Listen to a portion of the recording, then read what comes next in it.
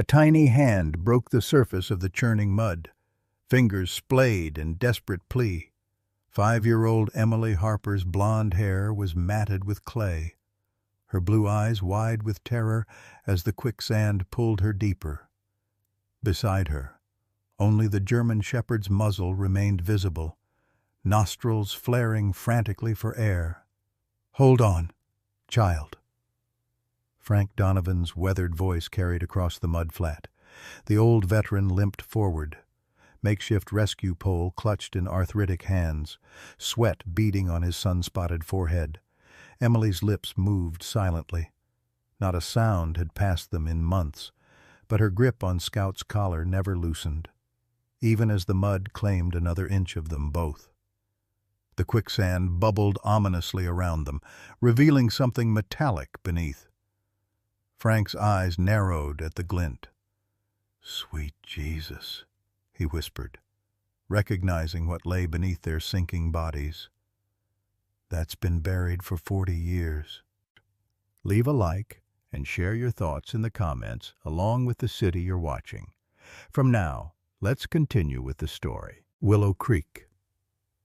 Arizona had always been a place of extremes. Dust Bowl dry for 9 months, then transformed by summer monsoons that carved the red earth into treacherous pockets of danger. The locals called the area behind Harper Road the Sinking Grounds, a deceptive stretch of land that turned deadly after heavy rains, its surface hardening under sun while beneath remained quicksand waiting to claim the unwary. Emily Harper knew she wasn't supposed to be near the sinking grounds. Her mother had warned her countless times, especially since the unusually heavy rains this season. But 5-year-olds rarely calculate risk, particularly those carrying wounds too deep for their small frames. Emily hadn't spoken a word since February, not since she'd overheard her father tell her mother he wasn't coming back. The doctors called it selective mutism, triggered by trauma. Sarah Harper called it heartbreak. In Emily's silent world, Scout had become everything. The German shepherd had appeared 3 months ago, materializing like a guardian spirit at their back door. No collar, no chip, but impeccably trained. Sarah had posted found dog notices that nobody answered. Emily had left her bedroom door open for the first time in weeks. Their house sat at the edge of Sycamore Street, where the newer developments gave way to older properties with larger lots. The newest of these belonged to Frank Donovan, a 68-year-old Vietnam veteran who'd moved in last week and promptly erected a no trespassing sign. The neighbors had tried their usual welcome baskets and invitations, but Frank's gruff, "Much obliged, but I keep to myself," had established clear boundaries. Frank's property backed onto the same stretch of troublesome land as the Harpers. Though he'd spent his first days in town reinforcing his fence line rather than introducing himself, the locals had already labeled him that cantankerous old soldier. But they didn't see how his hands trembled when unexpected noises startled him, or how he studied the neighborhood children's faces with a mixture of longing and sorrow when he thought no one was watching. Sarah worked night shifts at Willow Creek Memorial, leaving Emily with Mrs. Abernathy next door during working hours. But on her days off, Sarah's exhaustion meant deep afternoon naps, which was exactly when Emily had taken to slipping out the back door with Scout, exploring the forbidden territories beyond their yard. The afternoon sun beat down on Emily's bare shoulders as she crept past her mother's bedroom window. Inside, Sarah Harper's exhausted form lay sprawled across the bed, still in her scrubs from the overnight shift. Emily glanced up at the quietly humming air conditioner, knowing its white noise would mask the sound of the back gate's squeak. Scout sat patiently at the gate, his intelligent eyes watching Emily work the latch with small, determined fingers. Despite her silence, There existed between them a communication deeper than words. A slight tilt of her head was all it took for the German shepherd to understand they were embarking on another secret adventure. Emily remembered the first time she'd seen Scout. She'd been sitting on the back porch steps, tears sliding silently down her cheeks after overhearing her mother sobbing on the phone to Aunt Jen. "How do I tell her Daddy's got a new baby coming?" Sarah had whispered. Emily had frozen, her 5-year-old heart unable to process this final betrayal. That's when Scout had appeared at the edge of their property, thin and dirty but moving with purpose straight toward her, as if he'd been searching for her specifically. He'd sat exactly 3 feet away, respectful but attentive, until Emily had finally extended her small hand. The dog had gently rested his muzzle against her palm, and something inside Emily's broken world had clicked back into place. Scout hadn't tried to make her talk. He'd simply been there, solid and real when everything else felt like quicksand. The memory warmed Emily as they made their way along the narrow deer path that wound behind the row of houses. Scout stayed close, occasionally glancing back as if to confirm they weren't venturing too far. Emily carried a small backpack with 2 juice boxes and a peanut butter sandwich cut in half, one portion for her and one for Scout. Their usual picnic spot was beneath a sprawling cottonwood tree just shy of the warning signs marking the sinking grounds. Today, however, Scout's behavior changed as they approached their destination. His ears perked forward, and his body tensed with sudden interest. Before Emily could react, he'd darted ahead, chasing something she couldn't see into the restricted area. Scout! The word formed in her mind but died before reaching her lips. Emily stood frozen, watching as her only friend disappeared into the forbidden zone. Her hands opened and closed in distress, her breath coming faster. Scout never disobeyed. Something was wrong. Emily took 3 hesitant steps forward, stopping at the faded sign that read, "Danger, unstable ground, keep out." Her mother's warnings echoed in her head, but the thought of losing Scout terrified her more than any quicksand. She ducked under the sign, following the dog's paw prints in the dusty earth. She found Scout near a patch of ground that looked different from the surrounding area, darker, with an unnatural sheen to its surface. The German shepherd was already leg-deep in the deceptive mud, pawing frantically at something Emily couldn't see. When he tried to back up, the suction held him fast, and panic flashed in his eyes.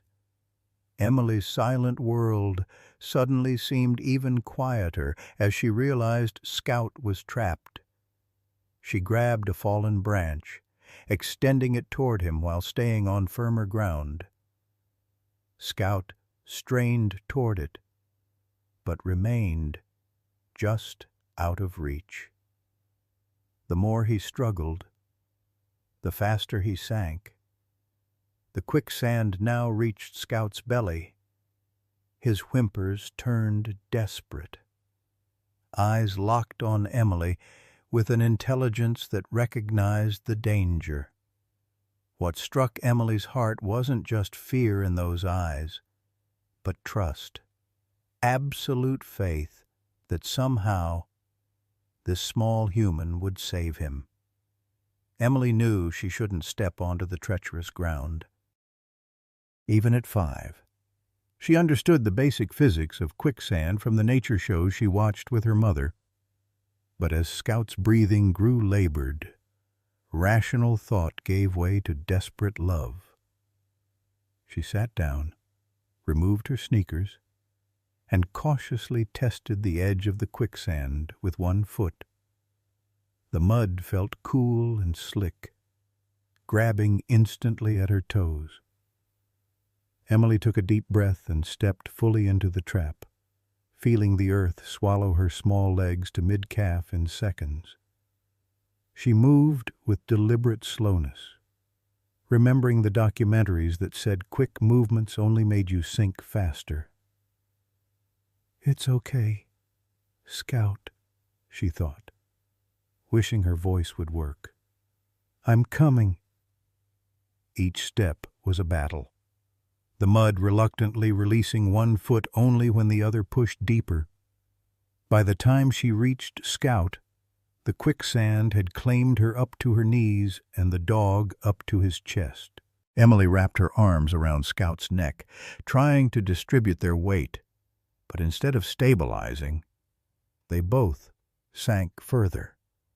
Panic fluttered in her chest as Emily realized they were now both trapped. Scout whined softly, trying to keep his muzzle above the surface. The quicksand had a horrible, insistent pull, drawing them gradually downward no matter how still they remained. Emily's eyes burned with tears as she clung to Scout, her only anchor in a world that kept taking pieces of her heart. A mile away, Frank Donovan walked his property line, checking the fence posts he'd reinforced yesterday. The morning air still held coolness, the kind that made his old joints ache less than usual. He preferred these early hours before the neighborhood stirred, before he had to guard against unexpected interactions and the inevitable questions about his service or his scars. Frank's routine was interrupted by a sound carried on the breeze, not quite human, not quite animal. He cocked his head, listening more intently. There it came again, a distressed whimper that raised the hair on his neck. Some instincts never faded. Even after 40 years of civilian life, he hesitated, torn between investigating and minding his own business. Willow Creek had plenty of other residents who could help whatever was in trouble. He'd come here specifically to be left alone, to finish his days in quiet solitude. Yet something about that sound pulled at memories he'd spent decades trying to bury. "Damn it all," he muttered, grabbing his walking stick and heading toward the sound. "Just going to look. That's all." Frank moved with the careful efficiency of a man who'd learned to navigate difficult terrain long before his joints began betraying him. As he approached the edge of his property, he spotted the small figure and the dog in the distance, already partly submerged in the notorious sinking grounds. His heart slammed against his ribs. "Hey!" he shouted, his voice rusty from disuse. "Don't move!" The little girl's head whipped around, her eyes wide with fear and hope. She opened her mouth, but no sound emerged.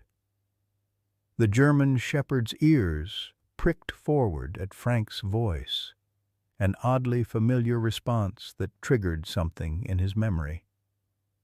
Frank surveyed the situation with the quick assessment of someone trained to evaluate danger. Both child and dog were sinking in one of the deepest quicksand pockets, already too far gone for simple extraction. He'd need leverage, rope, something to distribute weight. His military training kicked in as he scanned for resources. A fallen cottonwood branch, sturdy enough to support weight. His belt, leather, old but strong. The plank near his fence line, left over from yesterday's repairs. "Hold on, kid," he called, gathering his makeshift rescue equipment. "Don't struggle." Frank's arthritic hands worked with muscle memory, lashing the plank to the branch with his belt to create a crude but functional rescue bridge. Every second counted. The girl and dog were sinking incrementally with each passing moment. As he approached the edge of the quicksand, Frank felt the old familiar tightness in his chest. Not now, he thought, pushing back against the threat of his heart condition. Not when they need me. What struck him most was the little girl's silence, Despite her obvious terror, she made no sound, no cries, no calls for help, just those huge blue eyes locked onto his, a drowning person sighting a distant shore. "I'm coming to get you," Frank said, his voice gentler than it had been in years. "But you need to stay real still.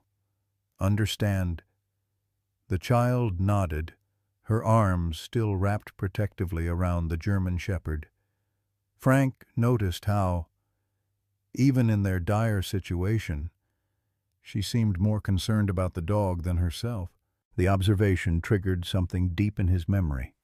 Another time, another place, another bond between human and canine that defied self-preservation. Frank edged his makeshift rescue platform toward the quicksand, distributing his weight carefully as decades-old training resurfaced in his movements.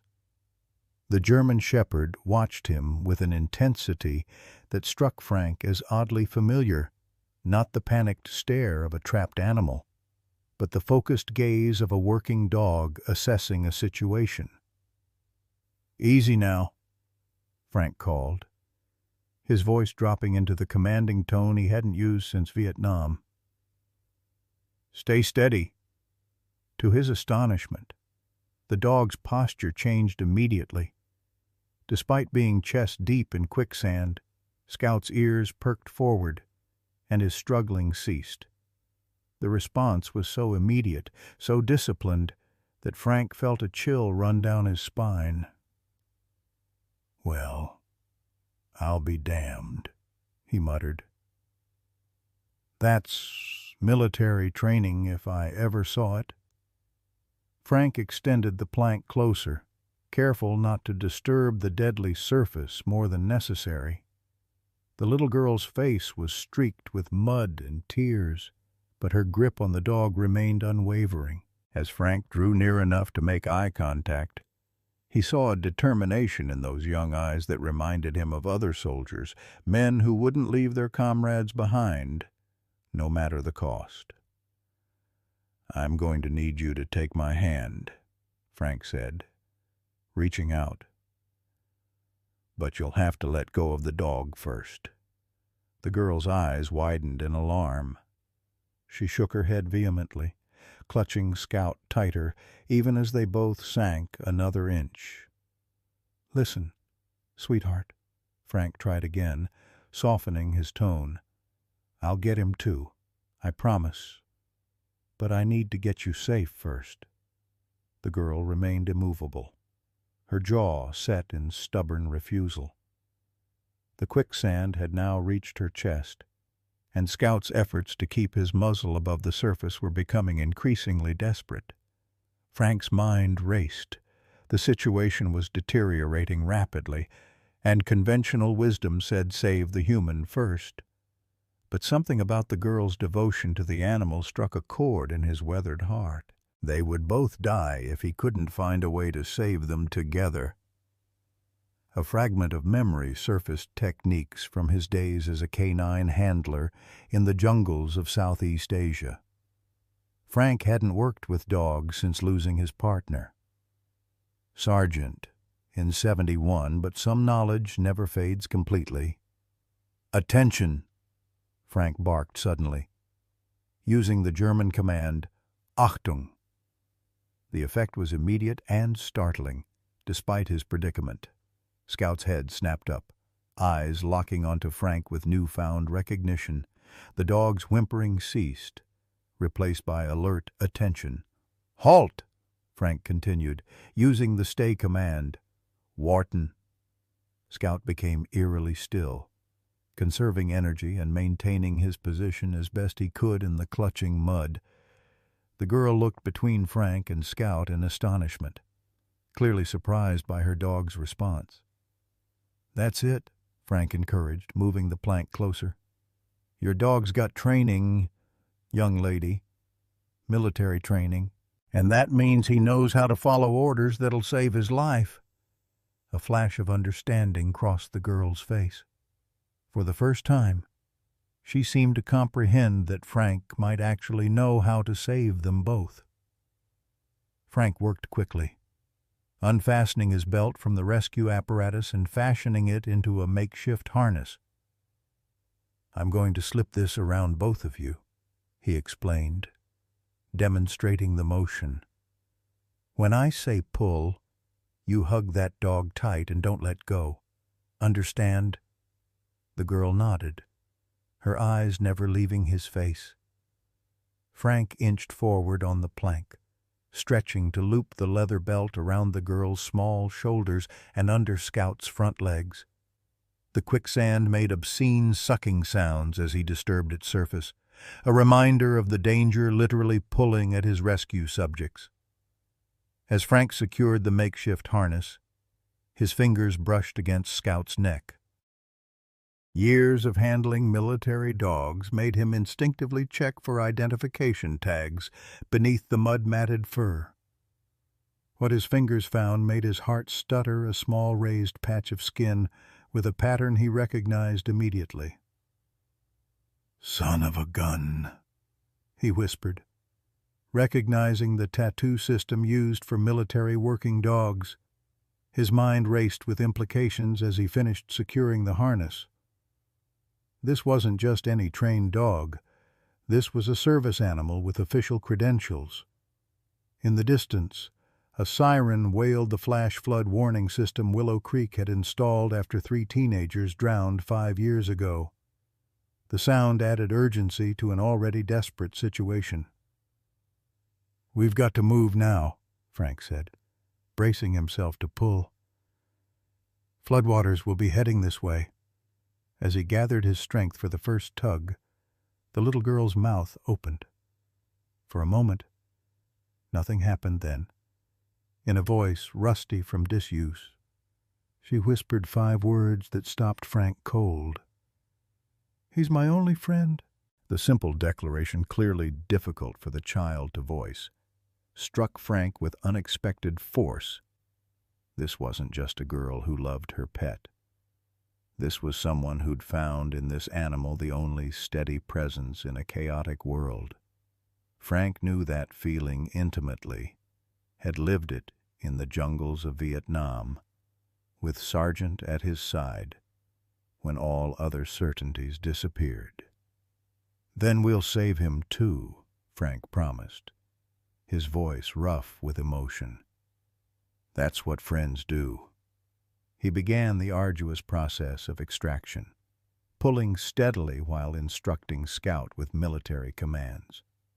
To his amazement, the dog responded perfectly, moving in coordination with his efforts rather than fighting against them. This wasn't coincidence or good luck. This was specialized training. As Scout's body began to emerge from the quicksand, Frank noticed something else, a specific pattern to the dog's movements that triggered memories buried for decades. The way Scout kept his head positioned to protect the girl, the particular angle of his body, these were hallmarks of Sargent's bloodline and training methodology. "Vorwärts," Frank commanded forward, and Scout pushed with renewed effort, helping to free himself and Emily from the mud's grasp. The sound of voices and footsteps approached from the direction of the neighborhood. Frank glanced up to see 3 teenage boys cresting the small rise, smartphones already raised to record the unfolding drama. "Hey, don't just stand there filming," Frank shouted, his drill sergeant voice returning with full force. "Get over here and help." The teens hesitated, clearly more interested in documenting than participating in the rescue. One boy actually stepped closer to get a better angle, careful to keep his new sneakers away from the mud. "I said now, soldier!" Frank bellowed, the command so powerful that the lead teenager pocketed his phone reflexively and hurried forward. "What do we do?" the boy asked, suddenly looking much younger than his 16 or 17 years. "Grab this end and pull when I say," Frank instructed, passing the end of his makeshift harness to the teen, "and tell your buddies to form a human chain back to solid ground." As the teenagers reluctantly complied, Frank returned his attention to Emily and Scout. The German shepherd's disciplined response to commands had confirmed what the tattoo suggested: this dog had connections to military or police training. But there was something more. Something in the way Scout moved and responded that nagged at Frank's memory. When Scout was finally pulled free enough that his back legs gained purchase on more solid ground, Frank caught a better glimpse of the tattoo under the mud. The identification pattern made his breath catch. Not just any military dog program, but the specific code used for the breeding program that had continued Sargent's bloodline after Vietnam. "That's impossible," Frank murmured, as Scout heaved himself and Emily further from danger. "That's Sargent's training response." The realization hit him like physical blow. After all these years, after all the darkness and solitude, was it possible he was looking at a descendant of his own war dog, the dog who had saved his life more times than he could count before making the ultimate sacrifice? Emily and Scout finally reached the edge of the quicksand, both covered in gray mud, but very much alive. As Scout shook himself, sending mud flying in all directions, Frank noticed something else: a faint white marking on the dog's chest, shaped like a star, just like Sargent's. "Form a line! Grab hands!" Frank ordered the teenagers, who snapped to attention under his commanding tone. The oldest boy, a lanky redhead wearing a Willow Creek High football jersey, finally pocketed his phone and extended a hand toward the mud-covered child. "I got her, sir," he said, his initial reluctance giving way to genuine concern as he saw Emily's condition. The girl allowed herself to be pulled to safety, but her eyes never left Scout. The German shepherd shook violently, sending mud in all directions, before pressing himself against Emily's side as if to reassure himself she was truly safe. "Someone call 911, Frank directed, his breathing more labored than he wanted to admit. The exertion had taken its toll, and a familiar tightness squeezed his chest. He reached discreetly into his pocket, fingering the nitroglycerin pills he carried everywhere. "Already streaming, dude," said the youngest teen, a skinny boy with braces who was still filming with his phone. "Got like 50 viewers already." Frank snatched the device from the boy's hands. "This isn't some damn entertainment," he growled. "This is a child nearly dying. Call 911 proper or give me the phone." The teenager's face flushed. "Sorry, sir," he mumbled, taking back his phone and dialing emergency services. Frank turned his attention back to Emily and Scout. The little girl sat silently on the ground, her arms around the dog's neck. Despite being covered in drying mud from head to toe, she seemed remarkably composed for a child who had just faced death. Scout, meanwhile, remained vigilant, his posture protective rather than traumatized. "You got a name, little one?" Frank asked, crouching, despite the protest of his knees. Emily looked up at him but didn't speak. The brief words she'd uttered in the quicksand seemed to have used up her voice again. "She don't talk," volunteered the red-headed teen. "That's Emily Harper from down on Sycamore. My mom works with her mom at the hospital. She hasn't spoken since her dad left." Frank nodded, understanding in his eyes. "Well, she talked to me out there," he said quietly. "When it mattered most." A commotion erupted from the direction of the neighborhood as a woman's voice called out in panic. "Emily, Emily!" Sarah Harper appeared at the top of the small rise, her scrubs wrinkled from sleep and her blonde hair the same shade as her daughter's wild around her face. When she spotted Emily sitting in the mud, her knees visibly buckled before she recovered and ran toward them. "Oh, my God! Emily!" Sarah dropped to her knees, heedless of the mud, and gathered her daughter into her arms. "What happened? Are you hurt? Why are you out here?"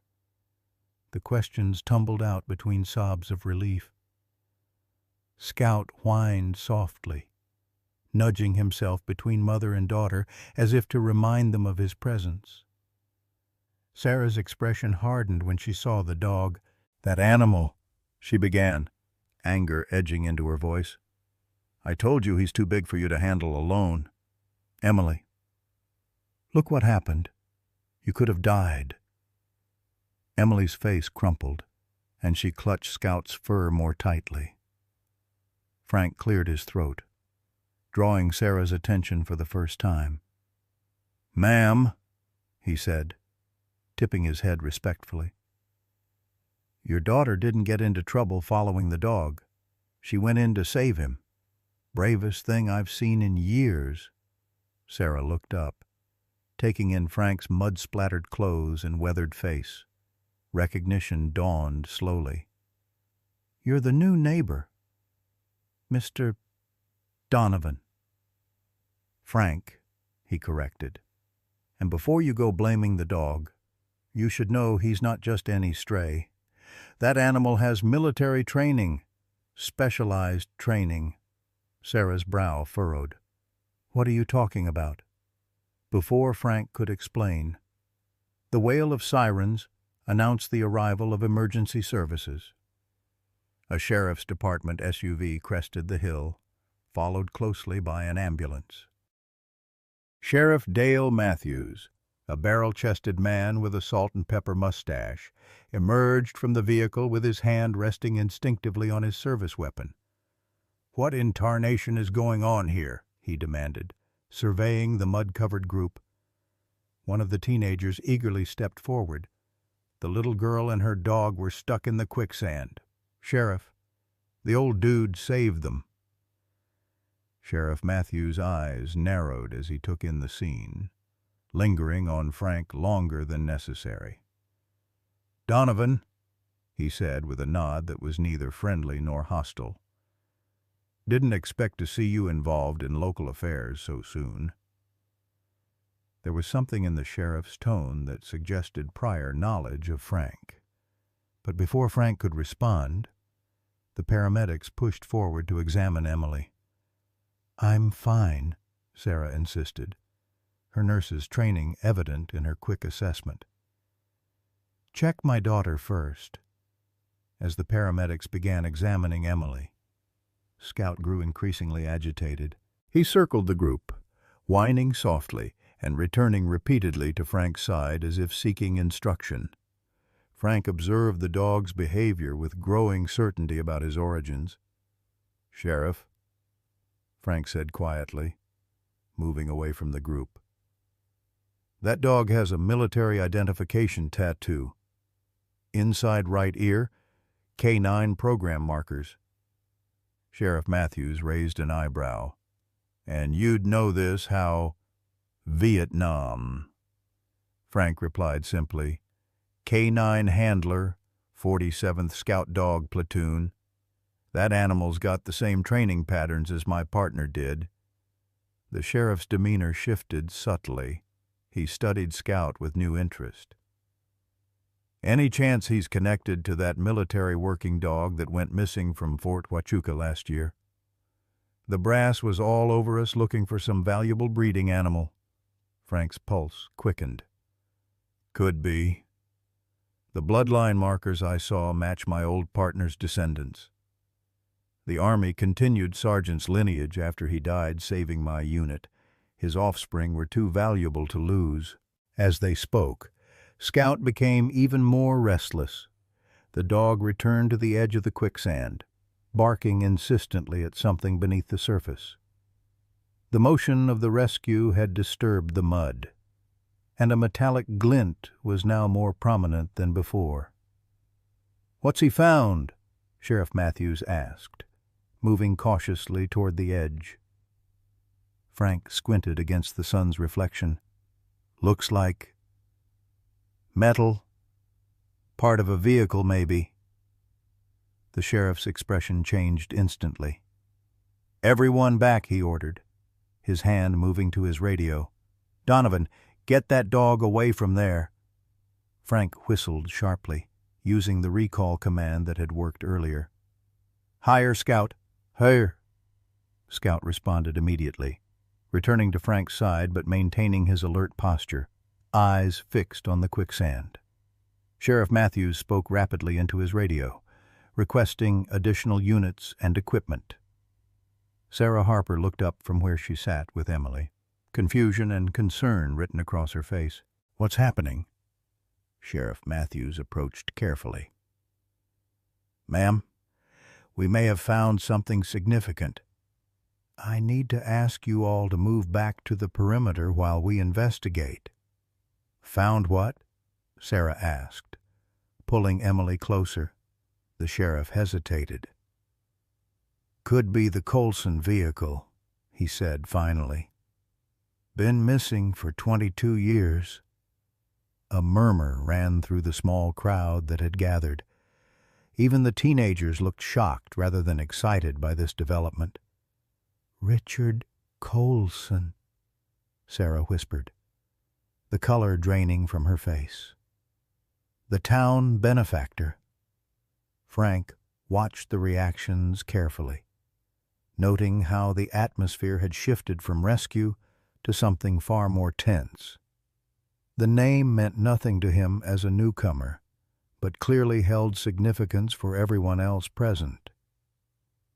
"Mom," Emily's voice, small but clear, broke through the tension. Everyone turned in surprise to look at the mud-covered child. "Is Scout in trouble?" Sarah's mouth opened in shock at hearing her daughter speak unprompted for the first time in months. "No, sweetie," she managed. "Scout's not in trouble." Emily nodded and returned to silence. But the brief words had transformed her mother's demeanor completely. Sarah looked from her daughter to the dog with new understanding, then up at Frank with something approaching gratitude. As additional sheriff's vehicles arrived and deputies began establishing a perimeter around the quicksand, Frank found himself standing awkwardly between groups, not quite part of the emergency response team, yet no longer an uninvolved bystander. Scout stayed pressed against his leg, a familiar weight that awakened long-dormant muscle memory. "Mr. Donovan," Sarah approached, Emily's hand in hers. "Thank you for saving my daughter. And Scout," she added, with a glance at the dog. "I didn't realize. I've been so focused on our problems. I never considered he might be something special." Frank nodded uncomfortably, unused to gratitude. "Just did what anyone would do." "But they didn't," Sarah pointed out, looking meaningfully at the neighborhood adults who were only now arriving, drawn by commotion rather than emergency. "You did. And somehow you got Emily to speak again." Before Frank could respond, a young deputy approached them. "Sheriff wants to talk to you both," he said.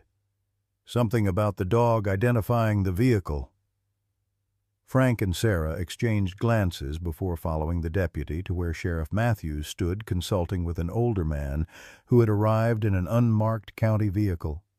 The man wore civilian clothes but carried himself with unmistakable law enforcement bearing. "Donovan," Sheriff Matthews beckoned. "This is Detective Collins, Cold Case Division. He has some questions about what you and the dog found." Detective Collins, a lean man with shrewd eyes and a receding hairline, extended his hand. "Vietnam vet, right K-9 unit." Frank nodded, shaking the offered hand. "What's this about?" "The Colson case was my first assignment," Collins explained. "Never solved it.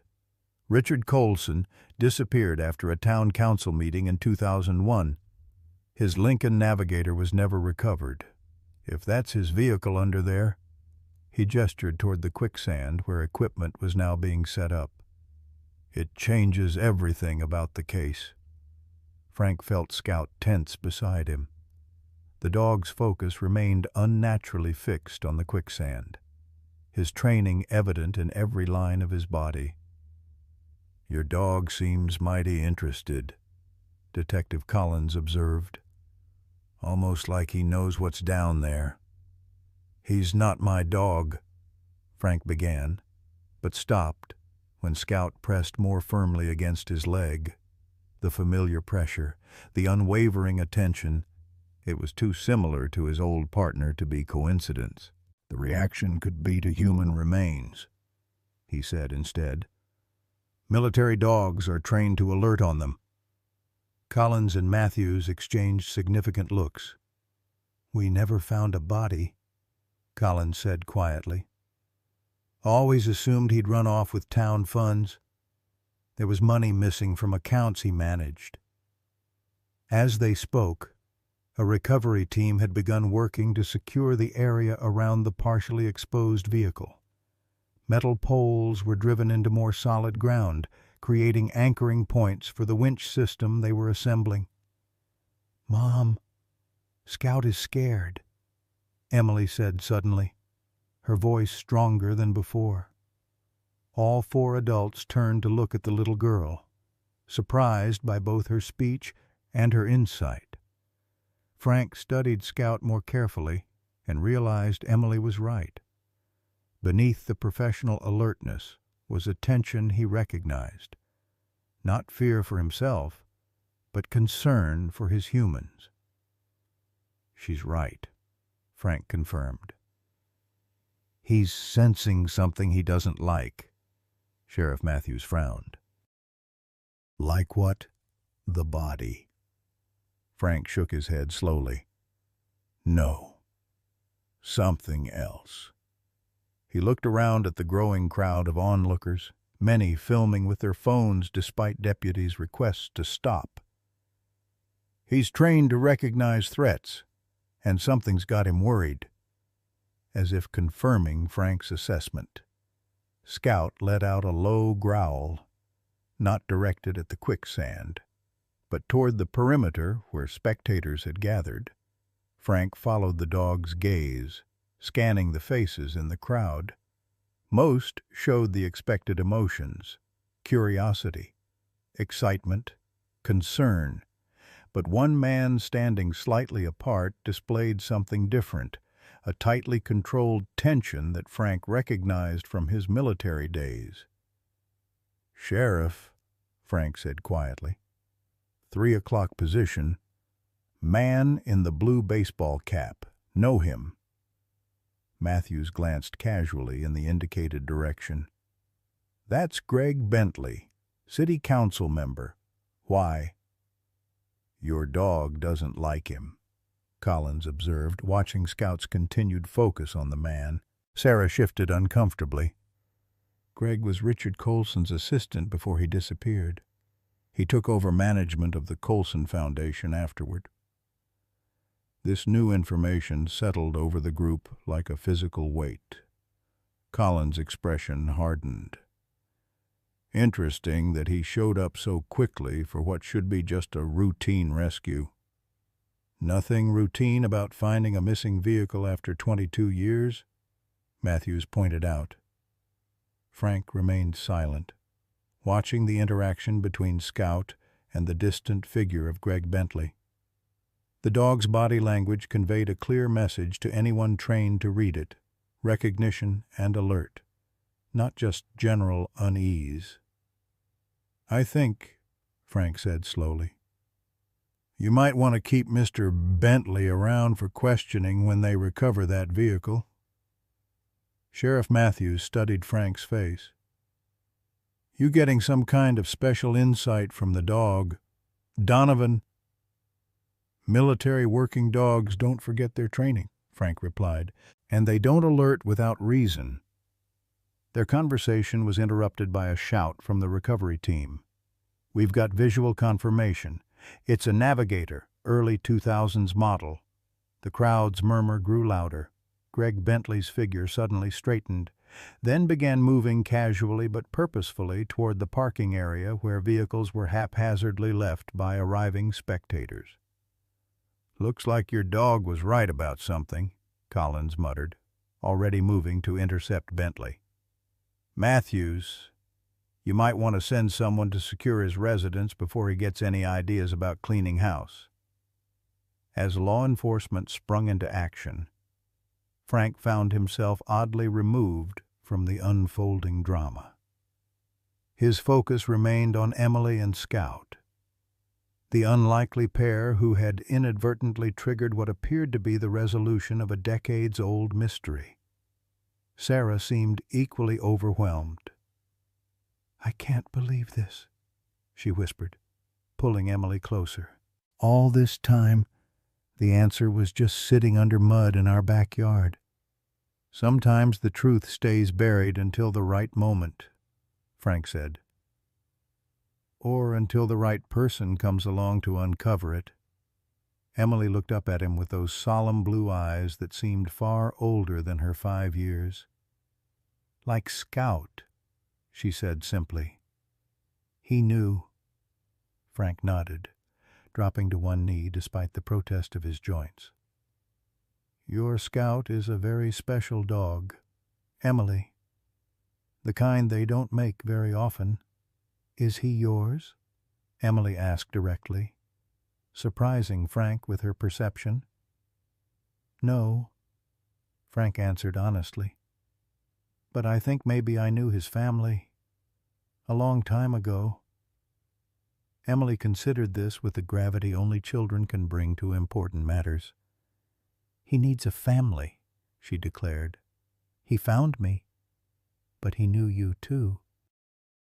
The sky darkened ominously as recovery operations continued around the partially exposed vehicle.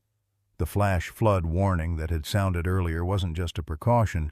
Heavy rain in the mountains was sending water coursing through the desert arroyos toward Willow Creek.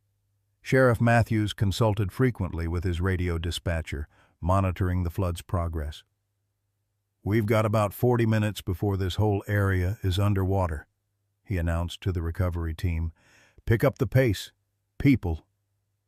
Frank watched the increasing urgency of the operation with growing concern. The quicksand that had nearly claimed Emily and Scout would become even more dangerous when floodwaters arrived. Already he could see water beginning to seep into the depression from the far side, making the recovery effort more difficult by the minute. Sarah Harper had been convinced to take Emily to the waiting ambulance for a proper medical examination, though the little girl had refused to go without Scout. The paramedics had reluctantly allowed the mud-covered German shepherd to accompany them, recognizing that separating them might cause more trauma than it prevented. Frank stood at the perimeter, feeling increasingly unnecessary yet unable to leave. His role in the rescue was complete, but something kept him rooted to the spot, a nagging sense of unfinished business that he couldn't quite identify. Scout's reaction to the man named Bentley troubled him, as did the dog's obvious military training. The coincidence seemed too great a dog with connections to his old partner's bloodline, appearing in this small town just as Frank arrived, leading to the discovery of a decades-old crime. "Mr. Donovan," a deputy approached, clipboard in hand. "We need your statement about the rescue and discovery." Frank nodded, following the young officer to a quieter spot away from the commotion. As he recounted the morning's events, his attention kept drifting to the recovery operation. They had attached cables to the exposed portion of the vehicle and were using a winch system to slowly extract it from the quicksand. "You military?" the deputy asked, noticing Frank's distraction. "Long time ago," Frank replied. "Vietnam. K-9 handler." The deputy nodded respectfully. "My grandfather was there." Never talked about it much. Not much to say, Frank answered automatically. The standard response he'd given for decades when people asked about his service. A sudden commotion from the ambulance drew their attention. Emily had emerged, still wrapped in a silver emergency blanket, and was pointing urgently toward the quicksand. Scout stood beside her, barking sharply, not the excited yapping of a pet, but the focused alerts of a working dog. Frank moved toward them without thinking, his aging body protesting the sudden movement. "What is it?" he called. "Scout says there's someone still there," Emily shouted, her voice stronger and clearer than before. The unexpected volume from the previously silent child startled everyone within earshot. Sheriff Matthews approached quickly. "What's she talking about?" Frank watched Scout's behavior with growing concern. "The dog's alerting to something in the vehicle," he explained. "These recovery operations can sometimes shift remains." "No," Emily interrupted with surprising force. "Not old. Someone now." The certainty in her voice gave Frank pause. He studied Scout's posture and alerts more carefully, drawing on training from decades past. The dog wasn't displaying the behavior pattern for historical remains detection. This was an active alert. "Sheriff," Frank said urgently, "I think she might be right. That's a live alert pattern." Matthews looked skeptical, but signaled to the recovery team. "Hold up. We need to check for current occupancy before you move that vehicle further." The team paused their operations, looking confused. One of the recovery specialists waded closer to the partially exposed SUV, now visible enough to confirm it was indeed a Lincoln Navigator matching the description of Richard Colson's vehicle. "There's no way anyone's alive in there," the specialist called back. "This thing's been underwater for decades." "Just check it," Matthews ordered.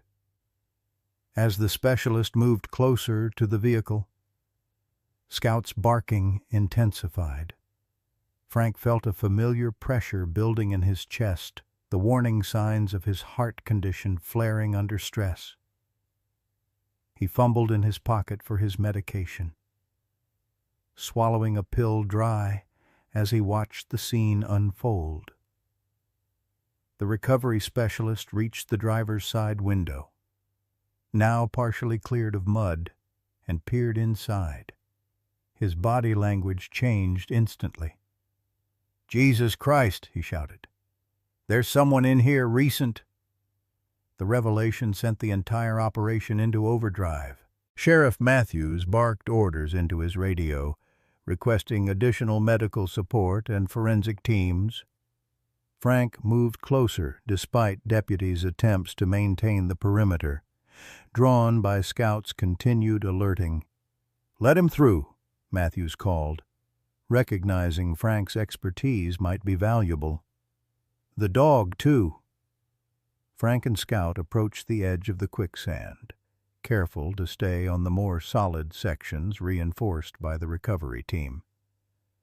The driver's side door of the Navigator was now partially visible, its window intact but obscured by decades of silt.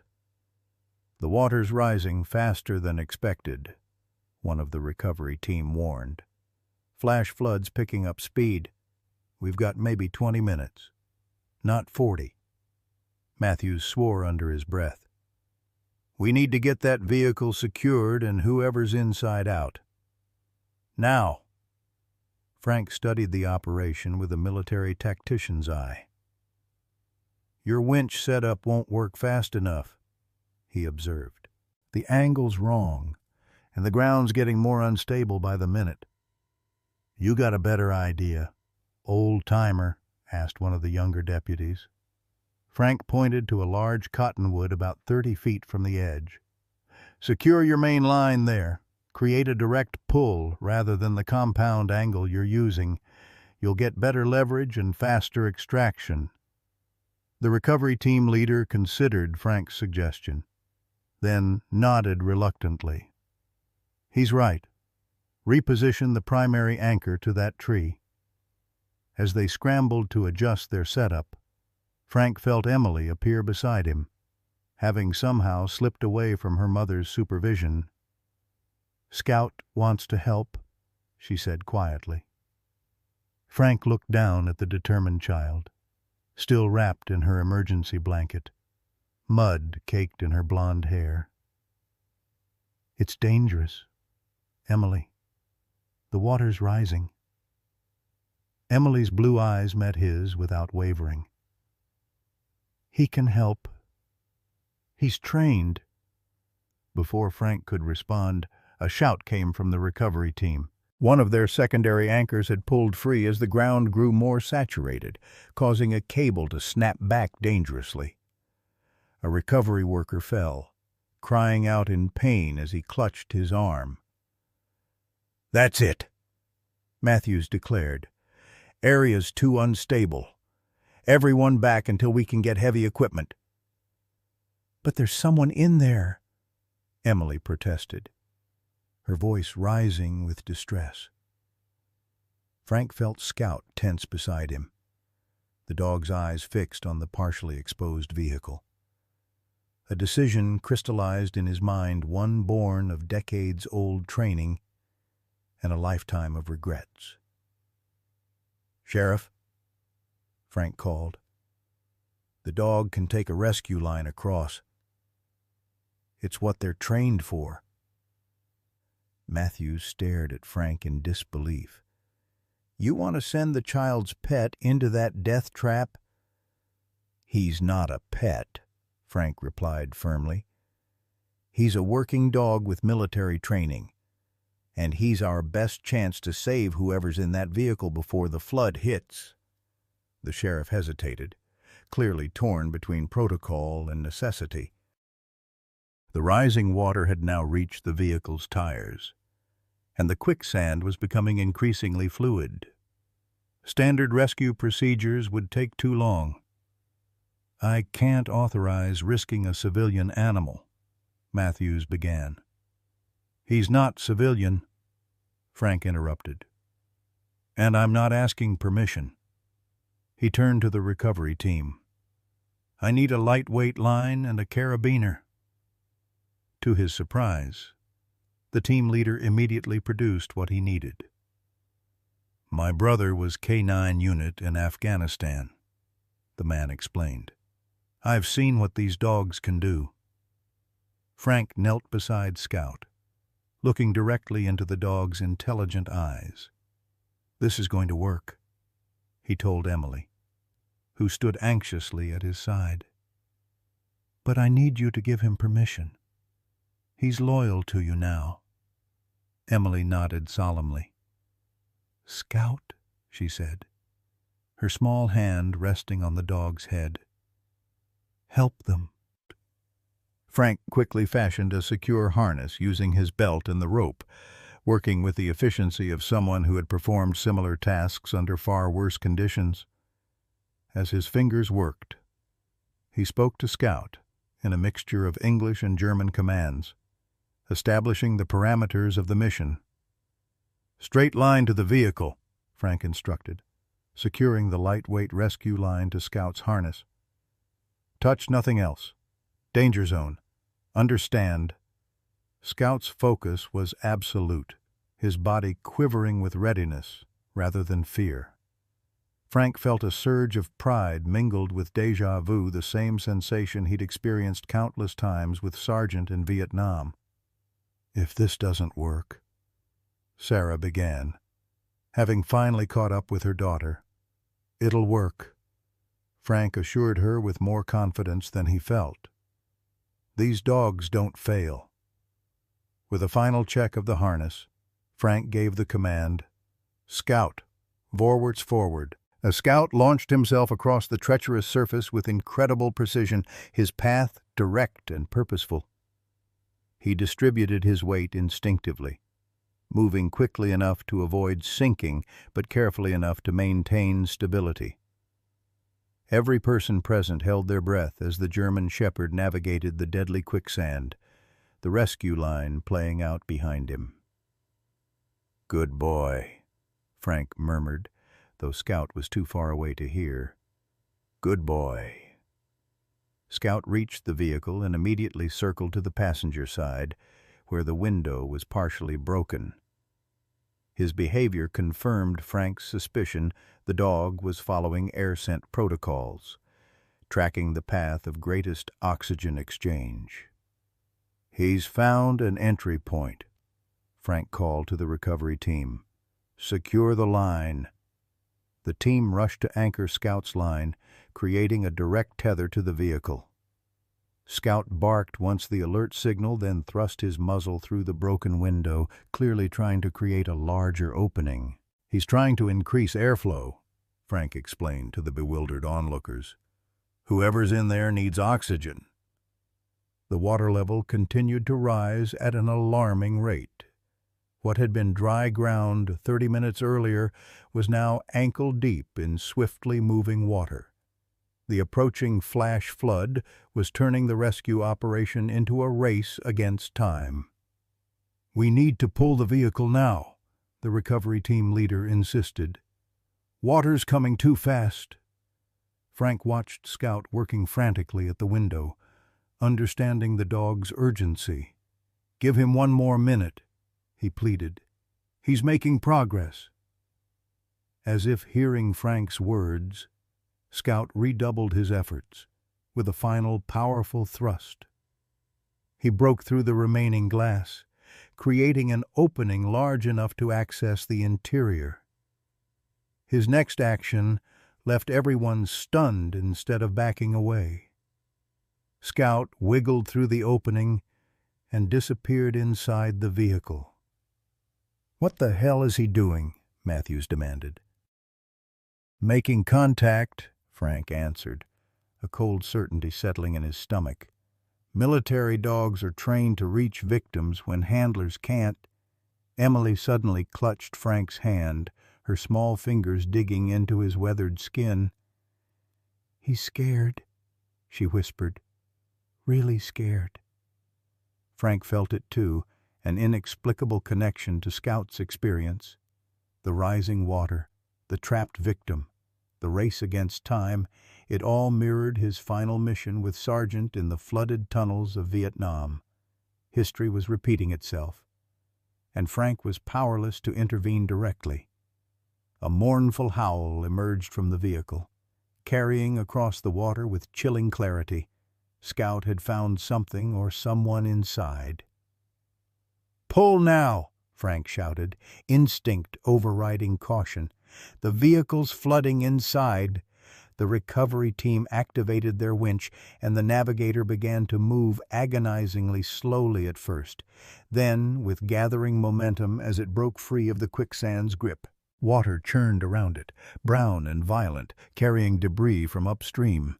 As the vehicle emerged, a collective gasp rose from the onlookers. The navigator's condition told a story none had expected. The driver's side showed evidence of recent damage, not the decades-old deterioration they had anticipated, but fresh dents and paint transfer. "That's not 22 years of damage," Matthews observed. "That's recent." Before anyone could process this revelation, Scout appeared at the broken window, dragging something in his mouth. Frank recognized the behavior immediately extraction technique for an unconscious victim. "He's got someone," Frank shouted. "Get ready to receive." The vehicle had reached firmer ground, but remained partially submerged in the rising water. Scout struggled at the window, trying to pull his burden through the opening. Frank made a split-second decision, one his cardiologist would have vehemently opposed. "Hold my line," he ordered, handing his safety tether to the nearest deputy. Without waiting for permission, Frank waded into the flood, fighting the current to reach the vehicle. His chest burned with exertion, each step a battle against both water and age. "Donovan, get back here," Matthews shouted. But Frank ignored him, focused entirely on reaching Scout and whoever the dog had found. The cold water reached Frank's chest as he finally made it to the navigator. Scout whined with relief at his appearance. Still struggling with his burden, which Frank could now see was a woman's arm. "I got you," Frank assured the dog, reaching through the window to assist. "Good boy, Scout, good boy." Together they managed to maneuver the unconscious woman toward the window. She was young, mid-20s at most, and showed signs of both recent trauma and drugging. Frank's Vietnam-honed instincts cataloged her condition, automatically pulse-present but weak. Breathing shallow. Contusion on temple, ligature marks on wrists. "I need help here now," Frank shouted over the roaring water. "We've got a live victim." The ambulance doors slammed shut, siren wailing as it carried Frank and Jessica toward Willow Creek Memorial Hospital. Scout stood in the middle of the dirt access road, his intelligent eyes tracking the vehicle until it disappeared around the bend. Then, with purpose that belied his exhaustion, he trotted toward the second ambulance where Emily sat wrapped in a silver emergency blanket.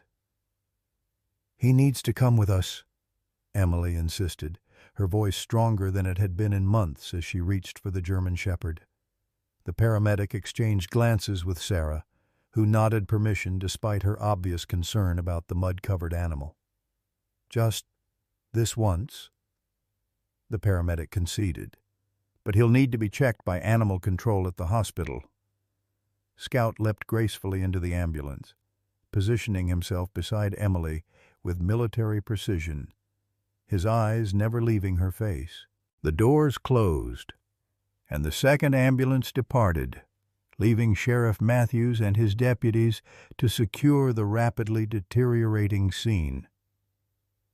"Water's still rising," Matthews observed, watching the flood gradually consume what remained of the quicksand pit and its secrets.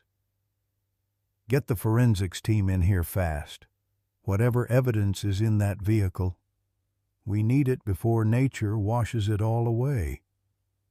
At Willow Creek Memorial, organized chaos reigned as the emergency team received Frank.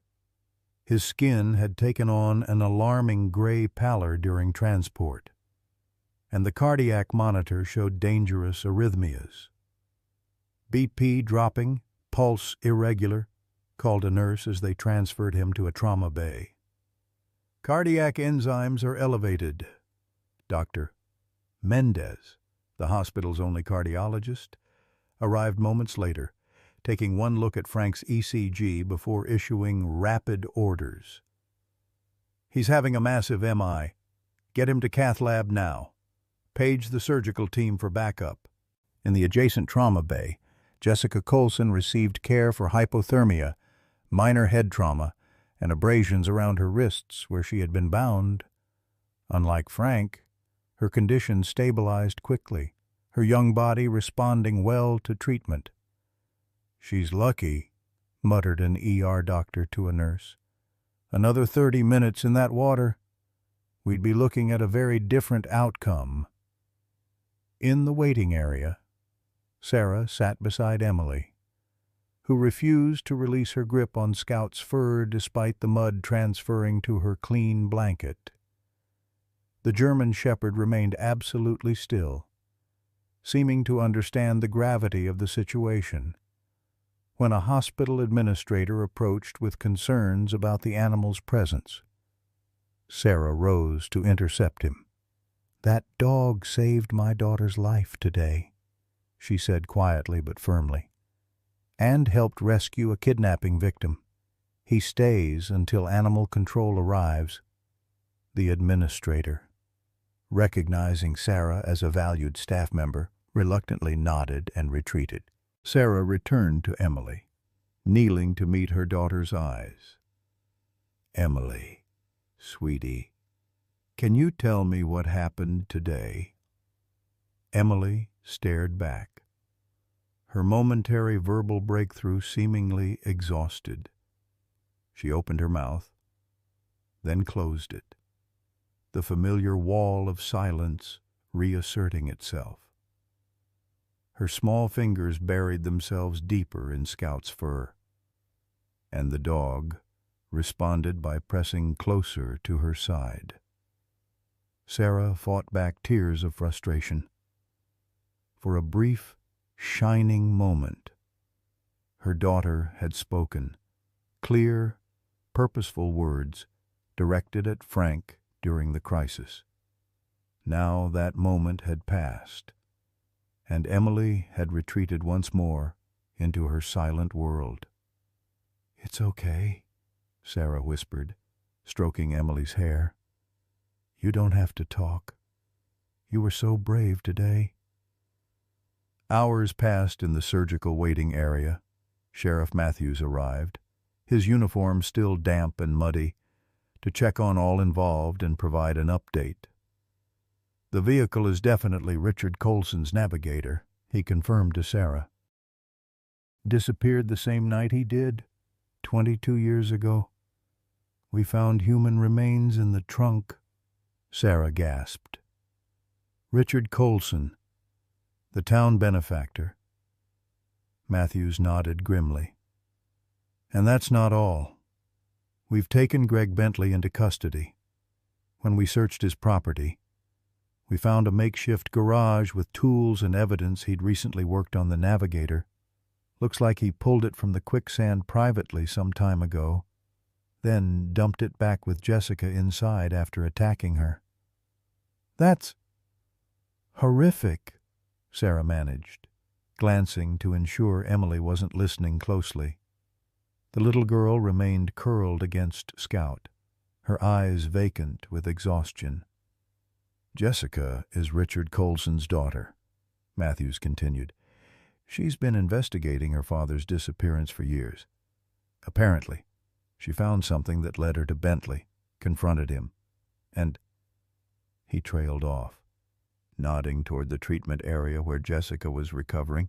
A surgeon emerged from the restricted area, still in scrubs, looking exhausted.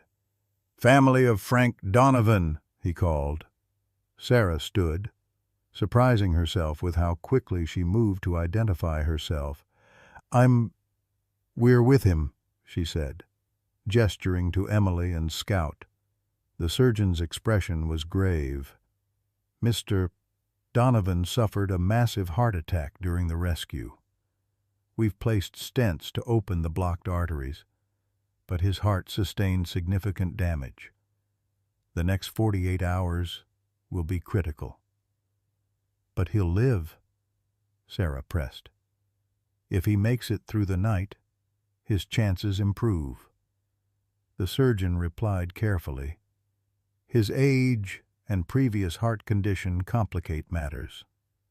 But he's surprisingly strong for a man in his condition. Must have been taking good care of himself." As the surgeon departed, an animal control officer arrived, clipboard in hand. "I'm here about the dog," he announced, eyeing Scout warily. Emily's head snapped up, her arms tightening around Scout's neck. The German shepherd remained perfectly calm, though his eyes tracked the officer's movements. "I'm afraid policy is clear," the officer stated, reviewing his paperwork. "No owner, no identification, and it's a restricted breed. He'll need to come to the shelter for assessment and holding." "No." Emily's voice startled everyone, the single word explosive in its intensity. Sarah knelt beside her daughter. "Emily, sweetie, Scout needs to be checked by a vet and cleaned up.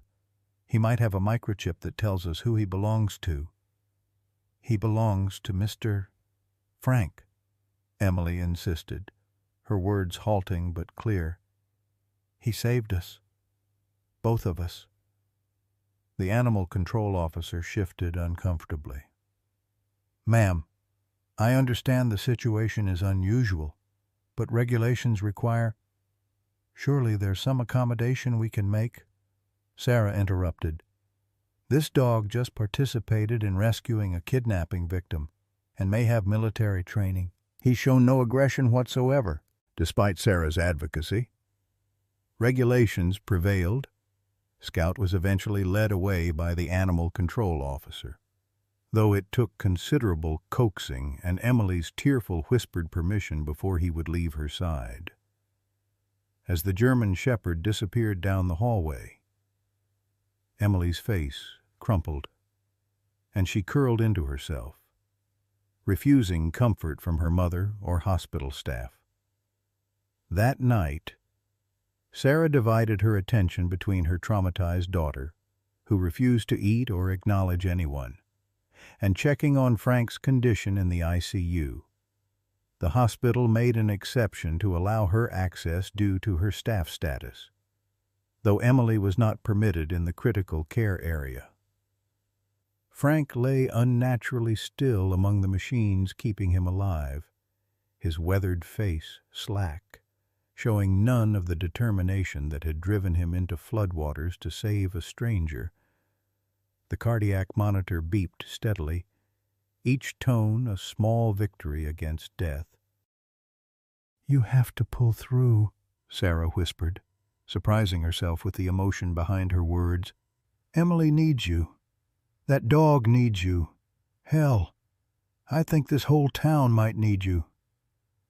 In the shelter across town, Scout sat alert in his kennel, ignoring the food provided, his intelligent eyes fixed on the door.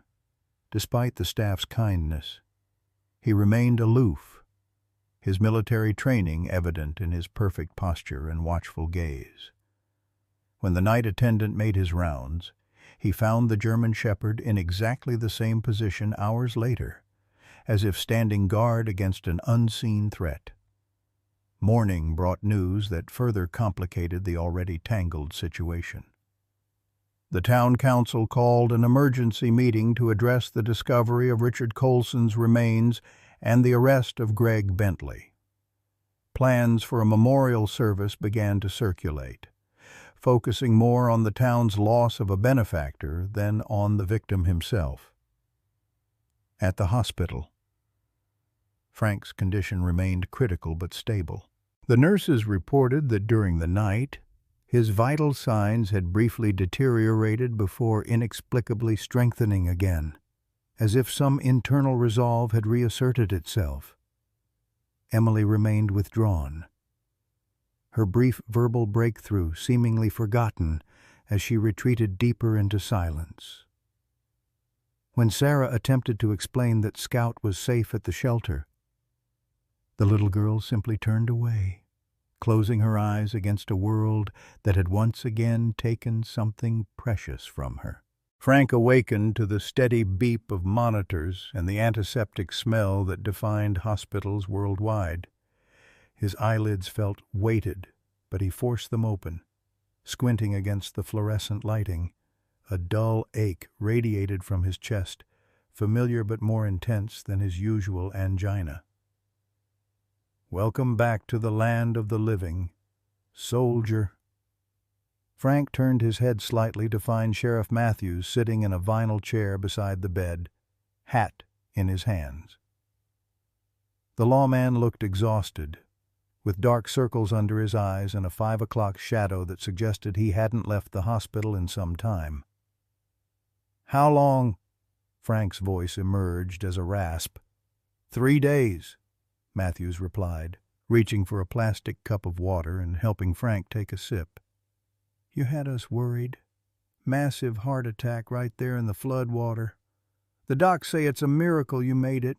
Frank's foggy mind began assembling fragments of memory: the rescue, the navigator, Scout pulling the woman through the window, the crushing pain that had dropped him to his knees in the rising water. After that, nothing. "The woman?" he asked.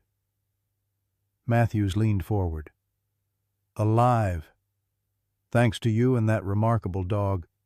Her name's Jessica Colson." Frank's eyebrows rose in surprise. Colson, as in Richard Colson's daughter, Matthews confirmed. She disappeared 2 weeks ago from Phoenix. Everyone assumed she'd run off like young people sometimes do. Turns out she'd discovered something about her father's disappearance and came to Willow Creek to investigate. Frank struggled to make sense of this information. She was in a vehicle that's been underwater for 20 years. No, Matthews said, shaking his head. That's where things get interesting. The Navigator we pulled out was indeed Richard Colson's vehicle from 2001. But someone had recently recovered it privately, hidden it, then dumped it back with Jessica inside after attacking her. Greg Bentley, Frank guessed, remembering Scout's reaction to the man. Matthews nodded grimly. Got it in one. When we searched his property, we found a makeshift garage with evidence he'd been working on the Navigator. Looks like Jessica tracked her father's old vehicle to Bentley, confronted him, and he decided to shut her up permanently poetic justice in his twisted mind to put her in the same grave as her father. Frank absorbed this, his mind moving slowly through the implications. So Richard Colson's remains were in the vehicle, in the trunk, Matthews confirmed. Forensics confirmed it yesterday. Gunshot wound to the head. Bentley killed him 22 years ago, embezzled funds from the Colson Foundation, and has been living off them ever since while playing the role of grieving assistant who took over the philanthropy. The sheriff stood, stretching his back. The real kicker. He'd been secretly draining the foundation for years. When Jessica started asking questions about discrepancies in the old accounts, he panicked. The foundation's annual audit was coming up next month, and everything would have unraveled anyway. Frank closed his eyes, processing the information. One question remained paramount in his mind. Scout. Matthew's expression softened. That dog hasn't left the hospital since they brought you in. He's outside right now with the Harper girl. Hospital made an exception about animals when the child refused to speak to anyone unless Scout was present. Relief washed over Frank. Good, he murmured. That's good. There's something else you should know, Matthews said, his tone changing. While you were out, I made some calls about that dog. Military Working Dog Program confirmed he was part of their breeding stock, direct descendant of a canine named Sergeant that served in Vietnam. Frank's heart monitor spiked momentarily. Sergeant was my partner, he said quietly. Best dog the Army ever had. Saved my entire unit in '71. Matthews nodded. So I gathered Scout, or Ajax, as he was designated, was being trained for deployment when he washed out of the program 6 months ago. Too gentle, they said. Wouldn't engage aggressively enough for combat operations. They were transitioning him to search and rescue when he escaped during a training exercise in the Huachuca Mountains. How'd he end up in Willow Creek? Frank asked. Matthews shrugged.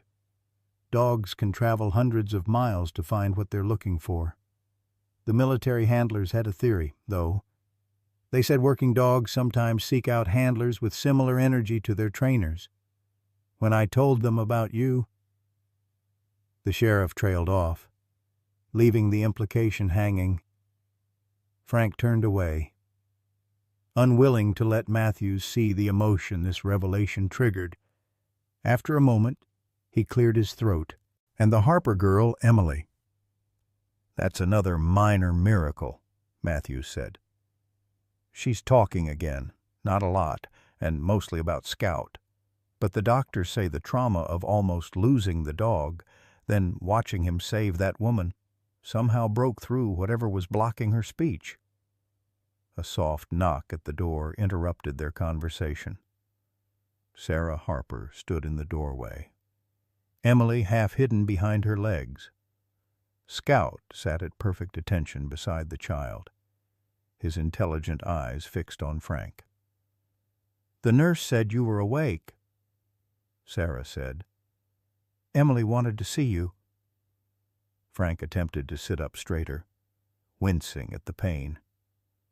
"Come in," he invited, his gruff voice softening. Emily approached the bed cautiously, her small hand buried in Scout's fur. The German shepherd maintained perfect hospital manners, moving slowly and calmly beside her. "Mr. Frank?" Emily said, her voice small but clear. "Scout was worried about you." Frank smiled despite himself. "Was he now? Well, I'm tougher than I look." Emily nodded solemnly. "That's what I told him, but he still wanted to check." Sarah stepped forward. "We can't stay long. The doctors say you need rest. But Emily's been drawing pictures for you." She placed a folder on the bedside table. "And we wanted to thank you for everything." Frank nodded awkwardly, uncomfortable with gratitude. "The dog did the real work." "That's not true," Sarah insisted. "You recognized what he was, what he could do. You gave Emily her voice back, and you nearly died saving a stranger." Matthews stood, placing his hat on his head. "I should get back to the station. The FBI is sending a forensic team to help process Bentley's property. 22 years of evidence to sort through." He nodded to Frank. "Rest up, Donovan. We'll need your full statement when you're stronger." After the sheriff departed, an awkward silence filled the room. Frank had never been good with children or emotional situations, and now he faced both. To his surprise, Emily broke the tension. "I drew Scout rescuing the lady," she said, reaching into the folder her mother had brought and pulling out a crayon drawing. "See, he's swimming." Frank accepted the picture, studying the child's rendering of the dramatic rescue. Despite the simplistic style, Emily had captured something essential about Scout's determined posture as he pulled Jessica Colson from the vehicle. "That's exactly how he did it," Frank confirmed. "You've got a good eye." Emily beamed at the praise. "Mom says Scout can visit you every day until you're better." Frank glanced at Sarah, who nodded confirmation. "The hospital made an exception. Apparently they're considering Scout for their therapy dog program after what happened." "He'd be good at that," Frank agreed. "He's got the temperament for it." Emily leaned closer, lowering her voice to a conspiratorial whisper. "I told Scout about your dog from the war, the one who was brave." Frank's throat tightened unexpectedly. "Did you now?" Emily nodded. "He liked that story. I think he wants to be brave like his grandpa dog." A nurse appeared in the doorway. "I'm sorry, but Mr. Donovan needs his rest now." Sarah took Emily's hand. "We'll come back tomorrow," she promised. "Come on. Emily, Scout, come." To everyone's surprise, Scout didn't move.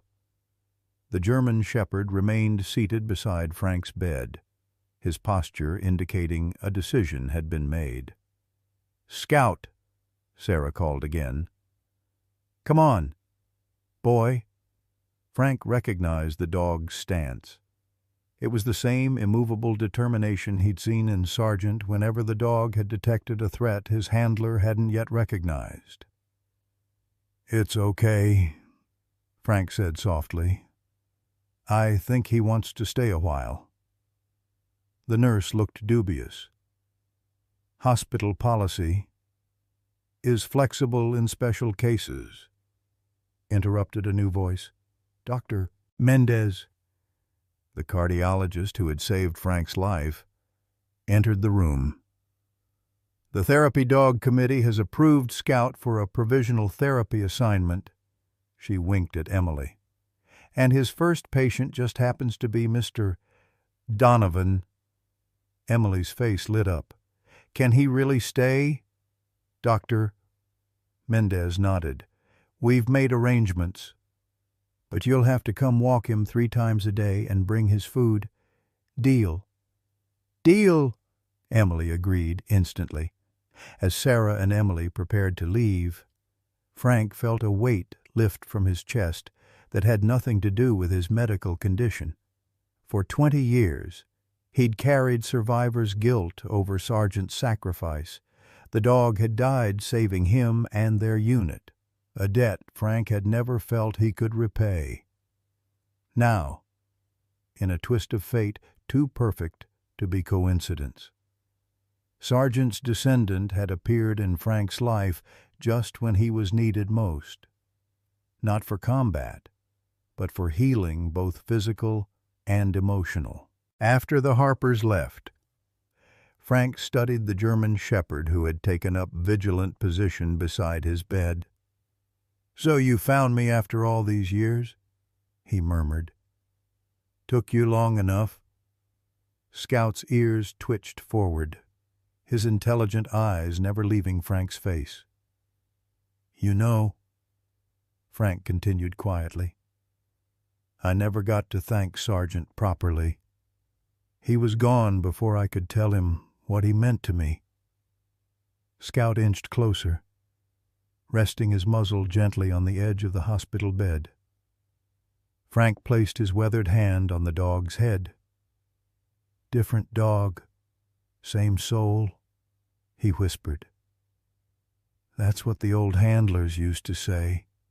The best ones come back to you when you need them most."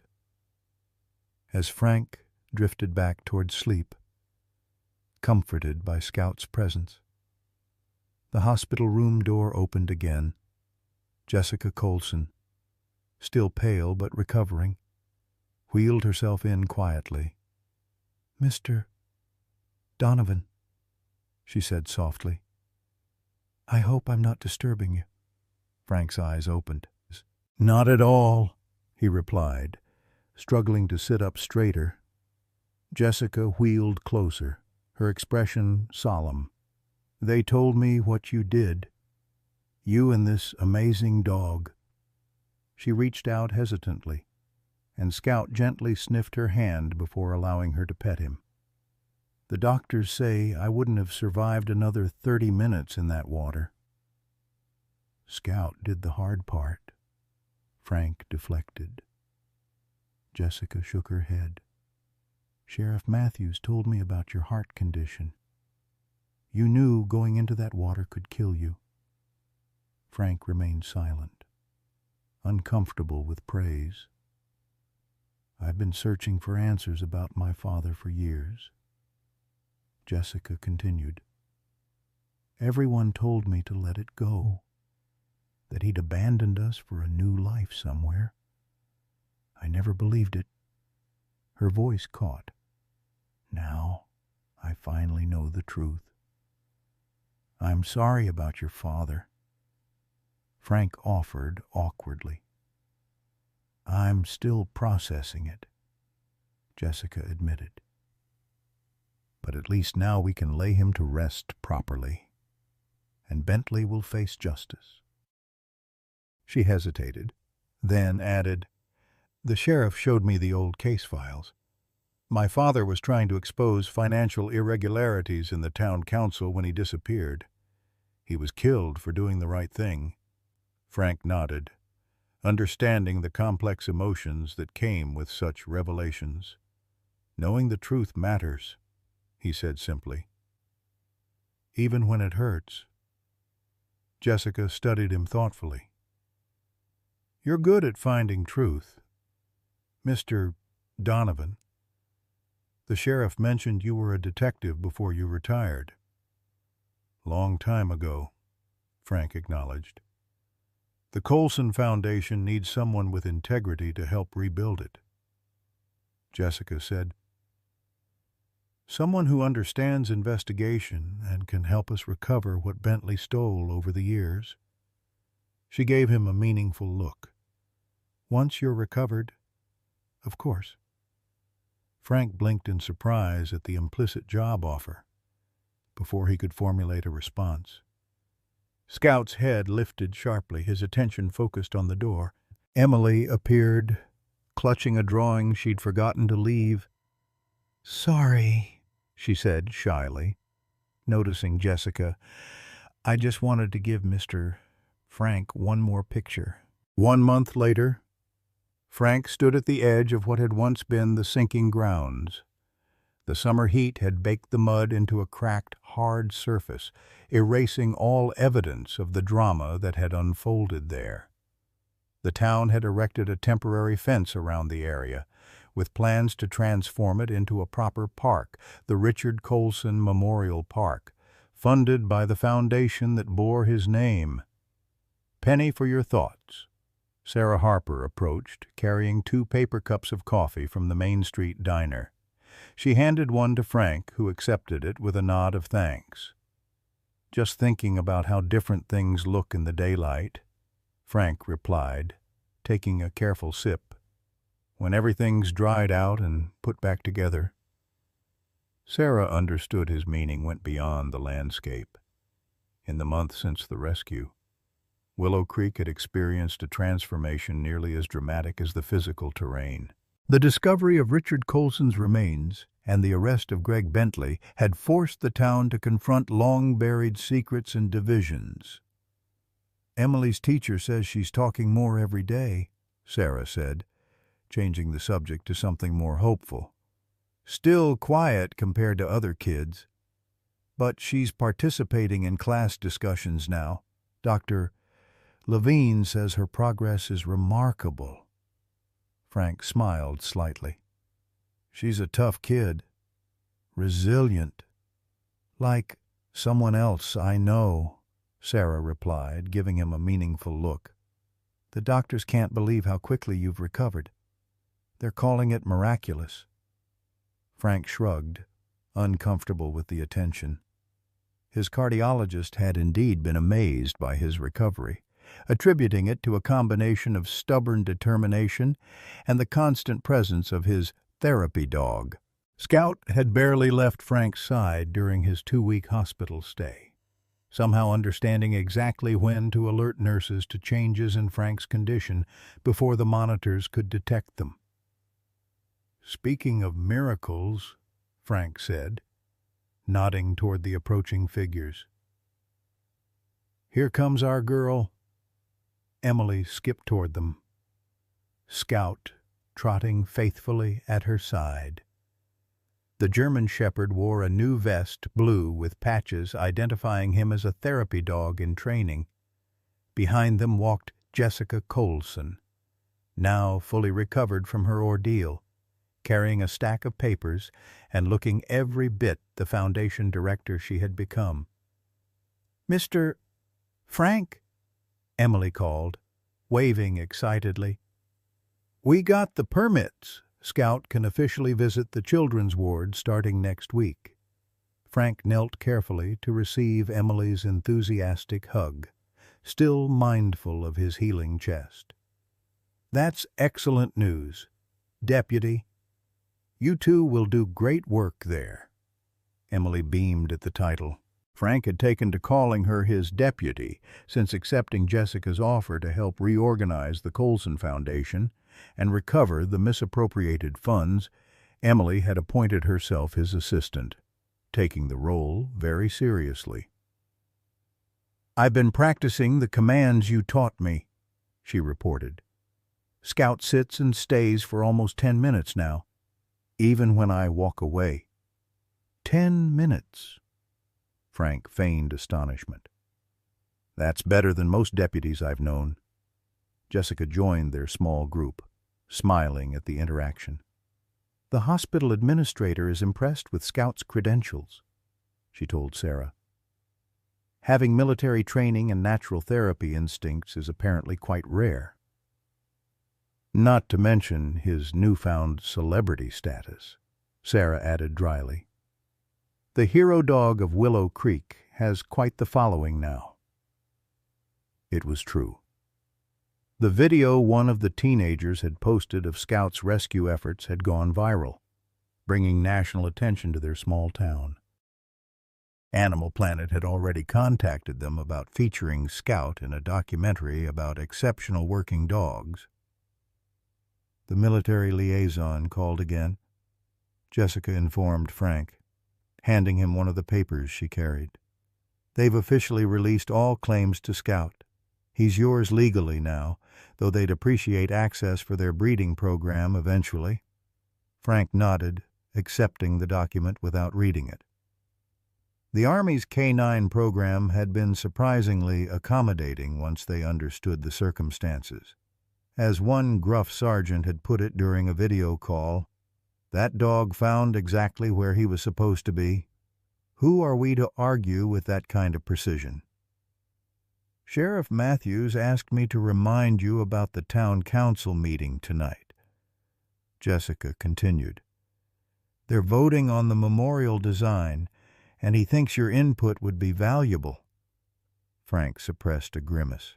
He'd spent decades avoiding community involvement, preferring solitude to the complications of social connections. Now, somehow, he found himself at the center of Willow Creek's healing process, a reluctant elder statesman whose opinion was sought on matters ranging from the Colson investigation to the design of park benches. "I suppose I could stop by," he conceded, knowing Emily would insist on accompanying him. The child had appointed herself his social coordinator, gradually drawing him out of isolation with an innocent persistence he couldn't refuse.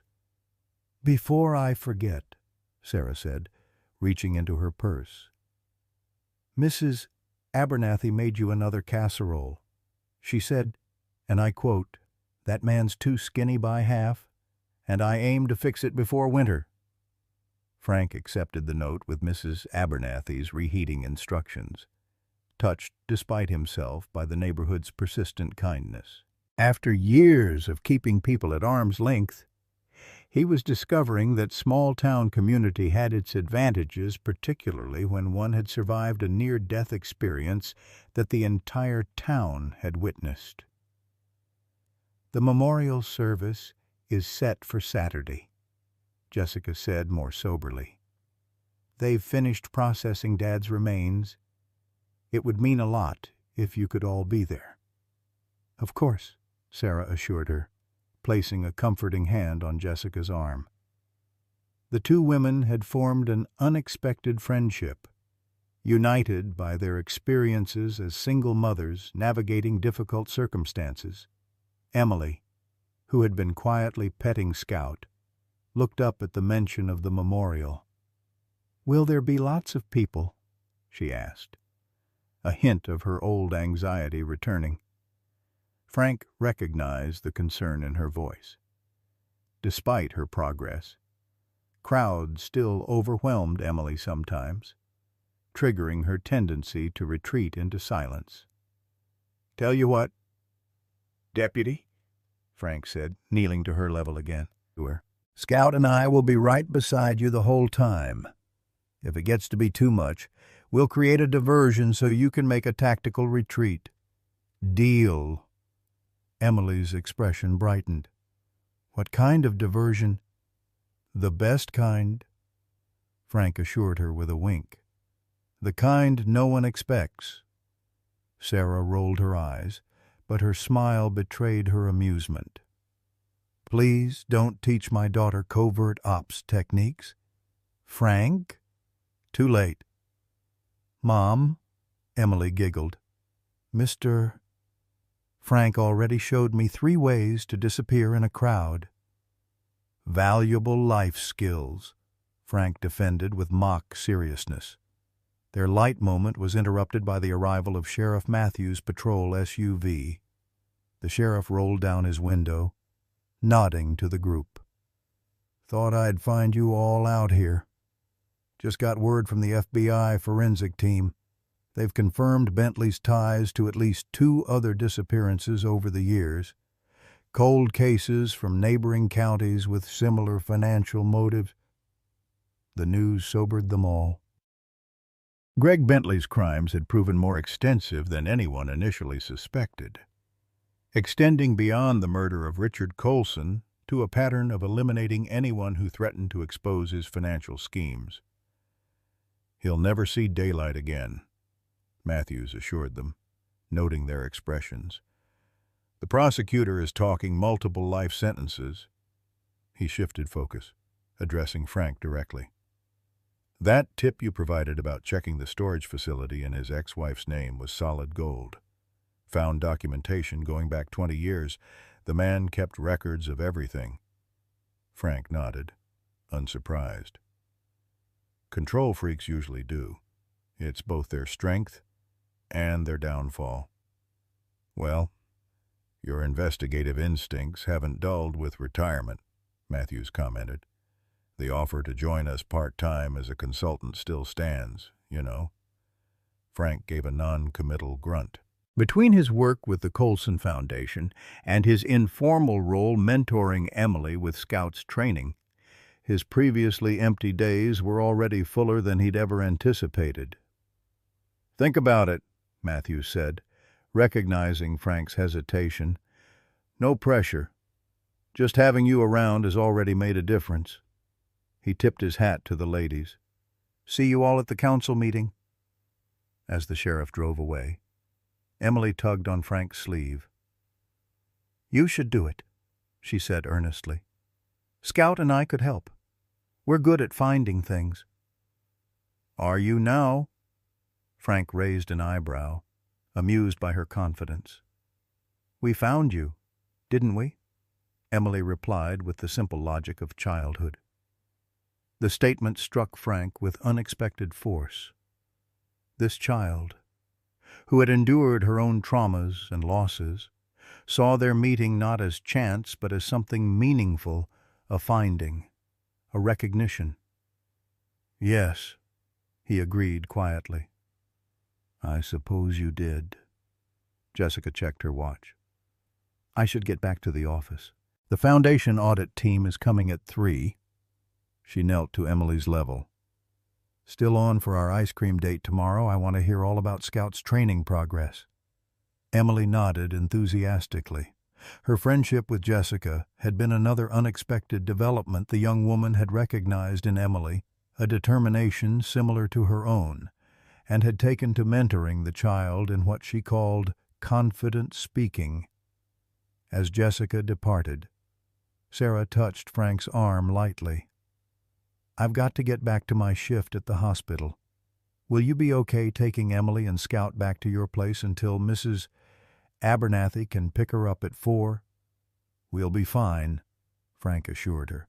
"I promised to show her how to polish Scout's therapy badges properly. Very important official business."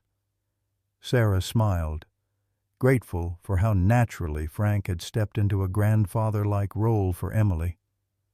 "Don't let her talk you into ice cream before dinner again," she warned. "And no more war stories that give her nightmares." "Scout monitors my storytelling now," Frank replied solemnly. "He changes the subject when things get too exciting." After Sarah left for her hospital shift, Frank, Emily, and Scout walked slowly along the edge of the dried lake bed.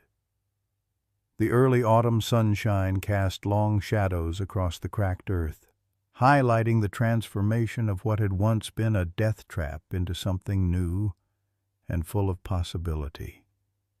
"Mr. Frank?" Emily asked, her small hand slipping naturally into his weathered one. "Do you think Scout knew what was under the mud that day? Is that why he went there?" Frank considered the question with the seriousness it deserved. "I think Scout follows his instincts, and his instincts are very good. Some might call it coincidence that he led us to that spot at that exact time. But I've lived too long to believe in coincidences that perfect." Emily nodded, satisfied with this answer. "Sometimes heroes get stuck, too," she said, repeating the phrase she'd first uttered during Frank's hospital stay. "But they still find a way to help." "That they do, Deputy," Frank agreed, squeezing her hand gently. "That they do." Scout trotted ahead of them, periodically looking back as if to ensure they were following. The German shepherd's posture reflected a confidence and purpose that reminded Frank powerfully of Sergeant "Different dog, same soul," as the old handlers used to say. As they turned toward home, Frank's house that was no longer a solitary outpost, but a gathering place for their unlikely family, Frank felt a peace he hadn't known in decades. The quicksand that had nearly claimed Emily and Scout had ultimately freed them all, bringing to the surface not just long-buried secrets, but also connections that were healing wounds Frank had thought permanent. "What should we name the puppies when Scout has them?" Emily asked suddenly, skipping beside him. "Jessica says the military wants Scout to have puppies someday for their program." Frank chuckled. "Let's cross that bridge when we come to it. Deputy, one hero dog at a time is plenty for now." Scout barked once, as if in agreement, and led them home beneath the golden autumn sky. Sometimes life buries our greatest treasures beneath the surface, waiting for the right moment to reveal them. Like Frank Donovan, many of us have carried the weight of past sacrifices and losses, building walls around our hearts that we believed would protect us from further pain. We tell ourselves that solitude is safer than connection, that our stories are better left untold. But as Frank discovered through a child's unwavering devotion and a remarkable dog's loyalty, it's never too late for healing to begin. The quicksand moments in our lives, those terrifying times when we feel ourselves sinking, often become the very circumstances that reveal our true strength and connect us to the companions we never knew we needed. Whether you're 55 or 85, your story isn't finished. Your experience matters. Your capacity to reach out, to protect, to love again remains intact. No matter what losses you've endured, like Scout finding Frank across impossible distances, the connections we're meant to have a way of finding us, often when we least expect them, but most need them. In the autumn of our lives, new beginnings are not just possible, they're waiting for us to be brave enough to recognize them.